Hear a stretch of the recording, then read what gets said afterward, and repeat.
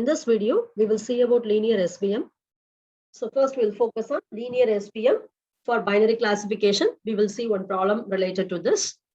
So coming to linear SVM for binary classification, I'm going to consider a data set D, which is given by two different attributes.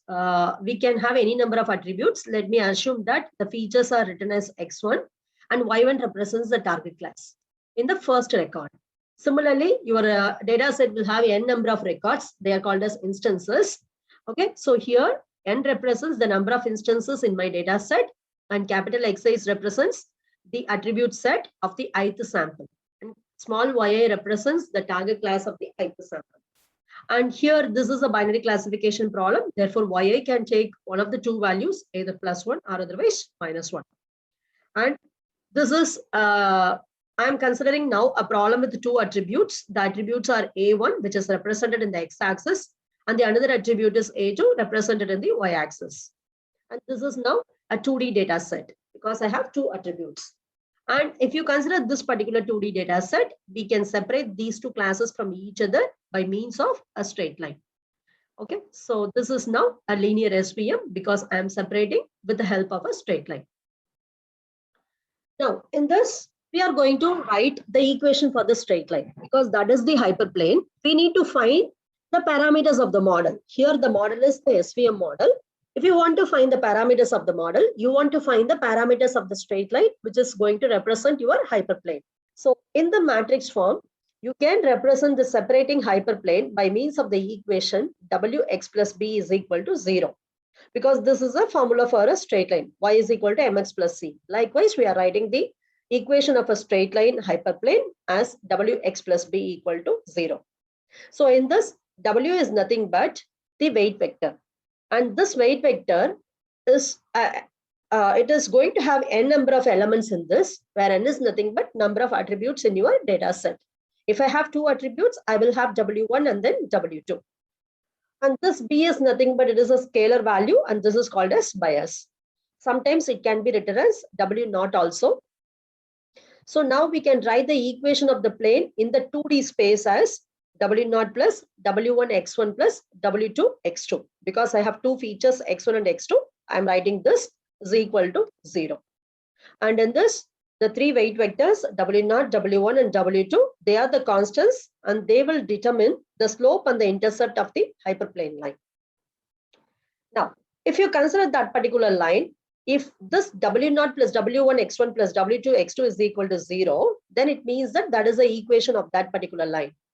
In your SVM problem, the points can lie on any side of the hyperplane. So any point lying above the hyperplane will have this particular value greater than 0.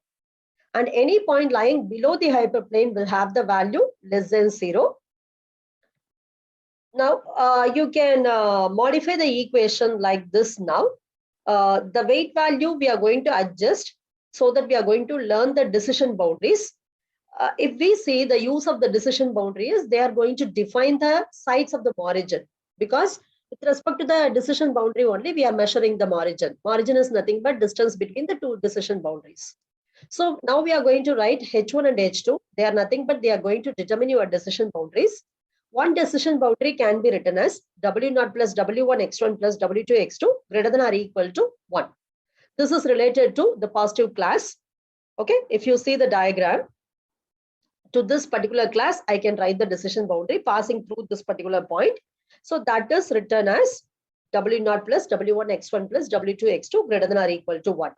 And for the negative class, we can write another decision boundary, that is W0 plus W1 x1 plus W2 x2 less than or equal to -1. Because here I'm going to assume that this one is related to positive class with the +1 as the label, and this one is related to the negative class with the -1.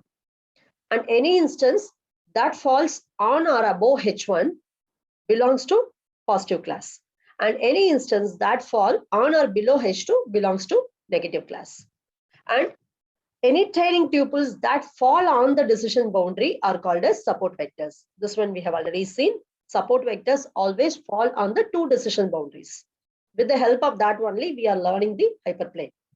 And we can combine these two hypotheses and we can write one general equation like this. If you see the two equations, W0 plus W1 x1 plus W2 x2 is common in both.